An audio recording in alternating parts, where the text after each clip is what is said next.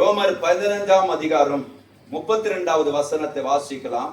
ரோமர் 15:32வது வசனம். நீங்கள் தேவனை நோக்கி செய்யும் ஜெபங்களில் நான் போராடுகிறது போல நீங்களும் என்னோடு கூட. பவுல் சொல்றாரு,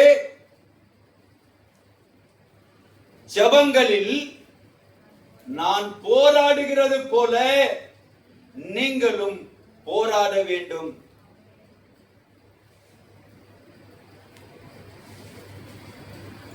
நான் எப்படி போராடணும், நான் எப்படி ஜெபிக்கணும், நான் எப்படி ஆண்டவரை தேடுகிறனோ அதே போல நீங்களும் தேடணும்னு சொல்லி ஒரு தைரியப்படுத்துறார், பக்குவப்படுத்துறார் பவுல்.